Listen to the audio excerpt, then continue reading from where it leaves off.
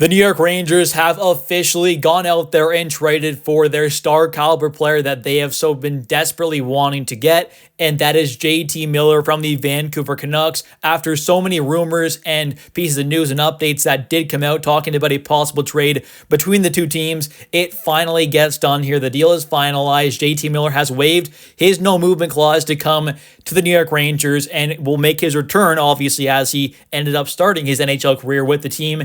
But he definitely is a much better player at this point in his career than he was back when he originally was with the Rangers. But in today's video, we're going to kind of break down this whole entire trade because it was not just JT Miller joining the Rangers as well. It was a couple other players, as well as we saw a few pieces go to the Vancouver Canucks. So we'll break that down. And this is going to be a pretty major trade for the Rangers. So we'll talk about kind of what this means for the rest of this season, but also going into the future as well, because this will have a pretty major impact on what the Rangers are kind of deciding to do going forward with this team. So let's get right into it here. And first off, we'll take a look at the official trade and exactly what pieces are going where.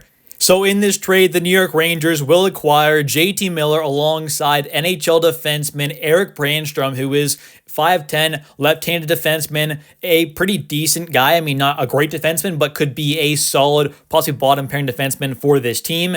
Also, prospect Jackson Dorrington, who is a defenseman and is also a pretty talented one as well. So we'll take a look at kind of what he's doing so far this season with his team as well in a second.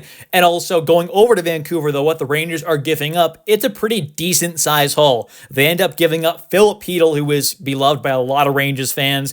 We also see prospect Victor Mancini, who featured with the Rangers earlier on this season. He also is getting the trade away, so pretty much swapping defense prospects there in Jackson Dorrington and Victor Mancini, as well as we are seeing a first-round pick that is protected go over to the Vancouver Canucks. So it definitely is a pretty big win-now trade for the New York Rangers. This is a trade where Chris Drury and this front office are clearly trying to compete this season for a possible cup, or at least trying to go on a run. And I mean, most Rangers fans still may not believe that this team truly has what it takes to win that cup.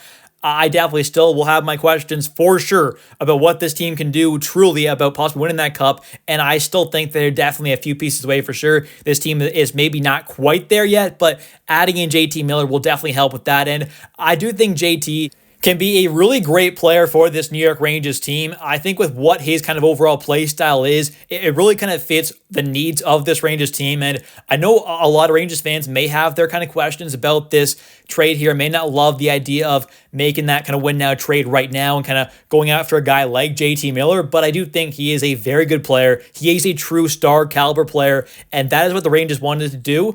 Was JT Miller my number one option? Maybe not, but I do think his play style really fits this team. The only kind of negative to trading for JT Miller, I think the main one, is the fact that his age is, yes, he's not the youngest guy in the world, but for what he brings and his kind of overall talent, $8 million, especially as the cap kind of does skyrocket up, his deal could look really, really good for the next couple of seasons here if he does kind of get back on track to possibly being that 90, 100-point kind of guy, which I definitely still think he can be. So if he can get back around to those kind of numbers there with his all-around game, having that feistiness there, the really good physicality, the overall just kind of, pain in the butt to play against, the kind of just all-around game that he has there, the good defensive play, the good offensive play, the goal-scoring ability, the playmaking, he can PK, he can be on the power play. He's just a really good all-around player and has that feistiness and physicality that this Rangers team really had to add. And, maybe this kind of wasn't the best move, and the Rangers should have gone in a different direction at the deadline here, where I haven't talked about it for a while, where I kind of wanted to see them go in a selling direction. But with what the Rangers really gave up in this trade and what they got back, I really do think it's not a bad trade at all, and I think it could be really good for this team. Now, it is a little risky committing that much money to JT Miller and Mika Zibanejad long term, as both their contracts will end at the exact same time. JT's making 8, and you have Zibanejad making 8.5. But if Zibanejad can turn things around and you have a 1-2-3 punch, and I'm not saying Zibanejad turn things around and get back to his prime form, I'm saying kind of turn things around and just be a solid third-line caliber center, with his kind of two-way play when it's on point there and just being a decent kind of third-line caliber guy, having a 1-2 punch of, let's say, like JT Miller, Trocheck, and Mika, that could be pretty good there. And then Sam Carrick is your fourth-line center. That's a pretty good kind of 1-2-3-4, honestly. So I think this has a lot of center depth. You can have JT on the wing if you want to switch things up if things aren't going right, but I think overall the center depth is phenomenal now, especially if you have Mika on that third line. If he can turn things around, I know he has not been playing good, and I know a lot of Rangers fans definitely don't like what he's been doing. And I'm not saying he's been good or you shouldn't kind of be, talking about how bad he's been, but I just think that if he can turn things around, this 1-2-3 punch could really be good for this New York Rangers kind of center depth. And taking a look now at JT Miller's contract before we do move on to the rest of this trade. So JT does have 5 more seasons left under contract with an $8 million cap hit, just like Mika Zibanejad. They both end at the exact same time and starting in 2027, 2028. So, like that last kind of 3 years of this deal, he will end up having a modified no trade clause, which does have a 15-team no trade list. So in those last 3 years, if the Rangers want to make a trade happen, that no move clause does kind of obviously end, so it does make things a little easier to kind of facilitate some kind of a move if they want to, but obviously that's way in the future, so we'll have to wait and see what happens then. But for the next few years, an $8 million cap hit for what, JT Miller can be, a 100-point guy, a 90-point kind of guy, at least a point per game plus kind of player, having a two-way game, that physicality, being a good centerman. I think overall this could be a really good fit for the Rangers team.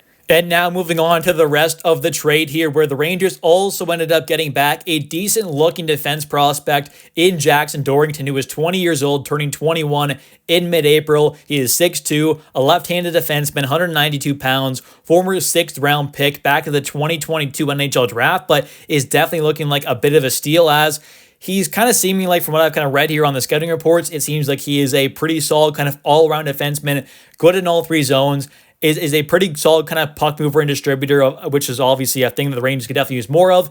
Obviously, him being 20, turning 21 fairly soon is maybe a guy who's maybe another season away, as currently he is playing college hockey. So maybe ends up kind of joining the AHL team for a full season next season with Hartford Wolfpack down there, and then possibly ends up kind of trying to push for roster maybe at some point next season, possibly, or at some point later on after that in the future potentially, but definitely a decent looking prospect. So far this season does have 10 games played, 23 points, 2 goals, 8 assists. He's a +3 for Northeastern University, so obviously playing for a decent program there at Northeastern, is looking like a pretty solid defense prospect as well, being a pretty solid two-way guy and pretty solid in all zones as well.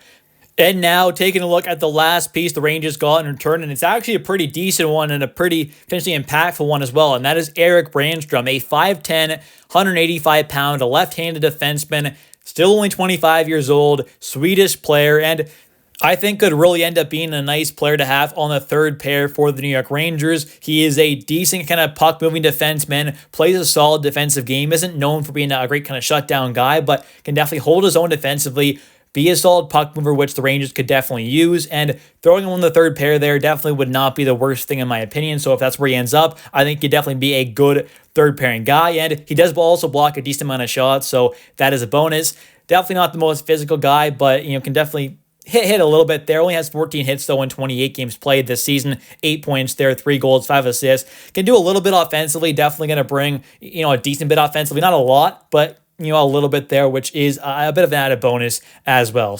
And the first round pick that the Rangers are sending over to the Vancouver Canucks is this year's first rounder. So yes, you may be a little worried about that, but the protections on it are quite good for the Rangers. It is top 13 protected this year, and with it being a not great kind of draft after maybe the top kind of 5, 6, kind of 7 players in this year's draft, after that kind of top 7 or so, it's not the worst thing in the world to use this first rounder on someone like JT, so I'm really not against this trade at all. I think it's going to be a fine trade for this team.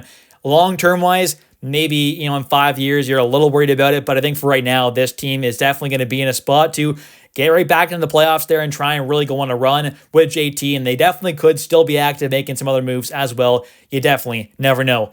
Anyways, that's going to do it for today's video. If you have enjoyed, definitely hit that like and subscribe button for daily New York Rangers content. It really does help with the channel a ton, so I'd really appreciate it. And also, definitely don't forget to comment down below your thoughts. Who do you think won this trade, the Rangers or the Canucks?